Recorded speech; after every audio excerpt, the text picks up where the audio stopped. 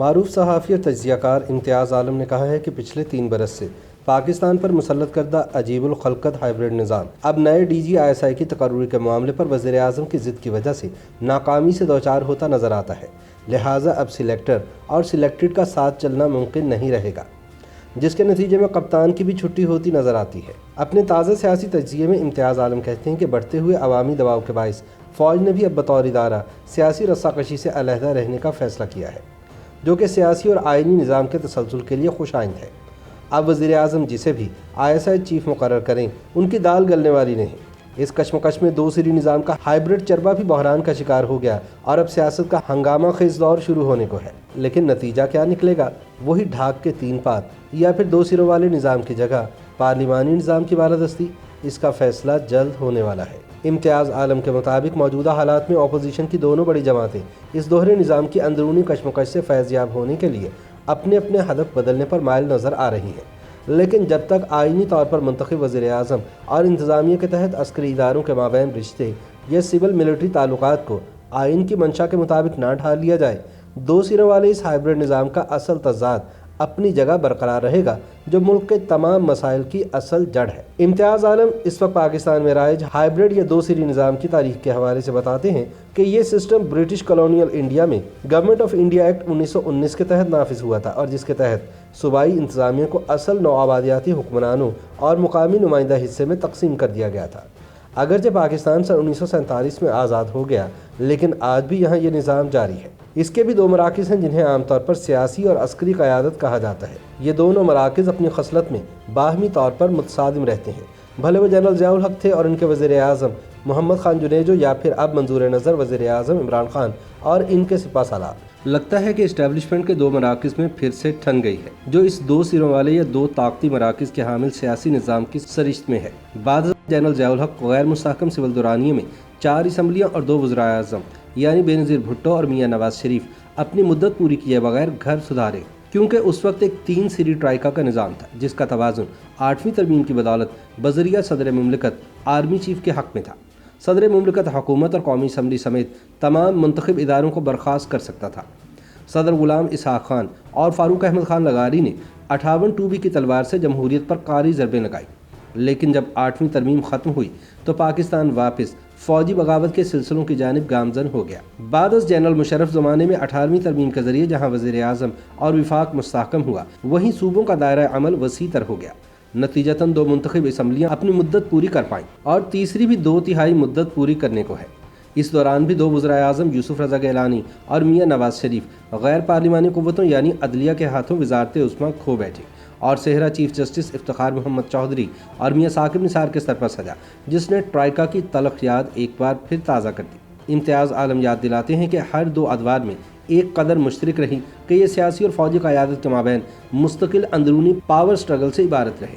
گویا سیاسی استحکام کے لیے ناگزیر ہو گیا کہ یا تو سیاسی اور عسکری قیادت ایک صفحے پر رہے، یا پھر سیاسی قیادت مصالحت پہ مجبور ہو، یا پھر راندہ درگاہ کر دی جائے۔ میثاق جمہوریت کے عہد نامے کے باوجود اس کام میں معاونت ملی بھی تو سیاسی متحاربین کی باہمی چپکلش سے یا پھر عدالتی سرعت پسندی سے۔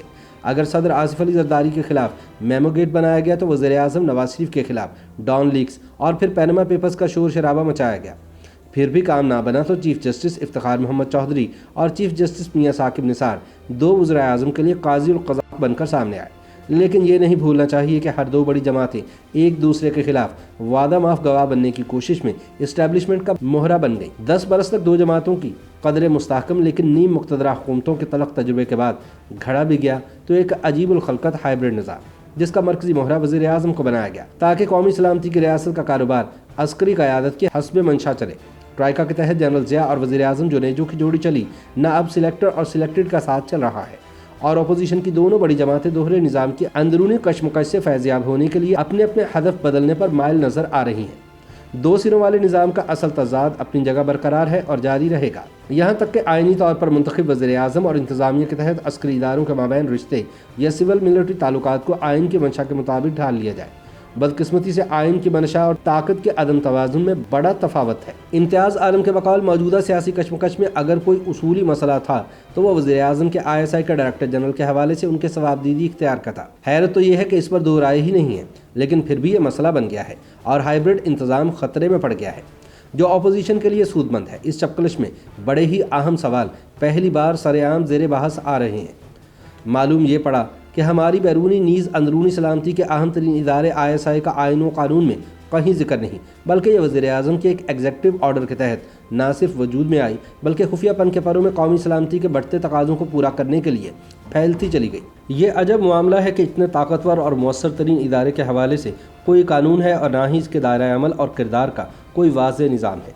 ये भी वाज़ेह नहीं कि ये एक सिविलियन एजेंसी है या फ़ौज का इदारा है। इसका चीफ वज़ीर आज़म को जवाबदेह है और तीनों अफवाज पाकिस्तान से अफसर डेपुटेशन पे ISI में भेजे जाते हैं, लिहाजा वो किसी एक अस्करी इदारे के चीफ के तहत नहीं हो सकते। पहले जनरल अयूब खान, जनरल याहिया खान और बादशाह जुल्फ़िकार अली भुट्टो के अदवार में बैरूनी सलामती के साथ अंदरूनी सलामती तक इसका दायरा वसी तर होता गया। यूँ इसका सियासी किरदार भी बढ़ता चला गया। इम्तियाज़ आलम के मुताबिक दिलचस्प बात यह है कि ISI चीफ की तैनाती के सवाबदीदी इख्तियार को इस्तेमाल करते हुए वज़ीर आज़म बेनज़ीर भुट्टो ने जनरल हमीद गुल की जगह एक रिटायर्ड जनरल कल्लू को ISI चीफ लगाया। इसी तरह वज़ीर आज़म नवाज शरीफ ने अपनी पसंद के 2 ISI चीफ जनरल नासिर और जनरल ज़ियाउद्दीन बट लगाए, लेकिन हर 2 वज़ीर आज़म की रिट ना चली। इम्तियाज़ आलम कहते हैं कि वज़ीर आज़म इमरान खान मौजूदा ISI चीफ जनरल फैज़ हमीद को गुज़िश्ता जुलाई से इनके ओहदे पर बरकरार रखने पर वज़ीद थे और मज़ीद 6 माह तक रखना चाहते थे। दूसरी तरफ आर्मी में 3 स्टार जर्नैलों की रिटायरमेंट के हवाले से नई तकर्रियाँ या तबादले नागुज़ीर थे। यह आर्मी चीफ का इस्तेहकाक है कि वो किसे 3 स्टार जनरल बनाए और उसे कहाँ तैनात करे, लिहाजा ज़रूरी तैनातियों के अहकामात जारी कर दिए गए, जिसमें जनरल फैज़ हमीद की बतौर कोर कमांडर पेशावर कोर में तैनाती भी शामिल थी, जिसकी जनरल फैज़ हमीद हुक्म अदूली नहीं कर सकते। रह गया मामला नए ISI चीफ के तकर्रुर का, तो ये वज़ीर आज़म की सवाबदीद पर है। तो फिर ये तनाज़ा क्यों खड़ा हो गया है जिससे पूरा हाइब्रिड निज़ाम दहल गया है। इम्तियाज़ आलम के बकौल नाकदीन इस बात पर मुत्तफिक हैं और अपोजिशन भी यही इल्ज़ाम लगा रही है कि पॉलिटिकल इंजीनियरिंग और सियासी मुखालफिन का नातका बंद करने के लिए ISI को इस्तेमाल किया जाता रहा है, जबकि इमरान खान गवर्नेंस में नाकामी के बाइस हर हाल में ना सिर्फ ISI बल्कि कौमी एहतसाब ब्यूरो, इलेक्शन कमीशन और दीगर इदारों में ऐसे सरबराहान चाहते हैं जो ना सिर्फ इनकी हुकूमत के आलाकार बने बल्कि इनकी अगले आम इंतखाबात में कामयाबी यकीनी बनाएं। लिहाजा अब ये सियासी महाजराई का अहम इशू बन गया है।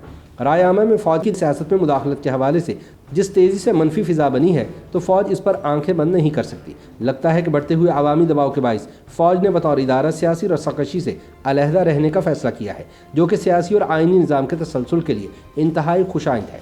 अब वज़ीर आज़म जिसे भी ISI चीफ मुकर्रर करें, इनकी दाल गलने वाली नहीं। 2 सिरी निज़ाम का हाइब्रिड चरबा भी बहरान का शिकार हो गया और अब सियासत का हंगामा खेज दौर शुरू होने को है। लेकिन नतीजा क्या निकलेगा, वही ढाक के 3 पात या फिर 2 सिरों वाले निज़ाम की जगह पार्लिमानी निज़ाम की बारादस्ती, इसका फैसला जल्द होने वाला है। YouTube पर गूगली न्यूज देखने के लिए youtube.com की सर्च बार में गूगली न्यूज TV टाइप करें। गूगली न्यूज के पेज पर सुर्ख रंग के सब्सक्रिप्शन वाले बटन पर क्लिक करना ना भूलिए। YouTube पेज पर अपलोड होने वाली वीडियोस से बाखबर रहने के लिए बेल आइकन पर क्लिक कीजिए। आपको हर नई वीडियो के बारे में नोटिफिकेशन मौसूल हो जाएगा।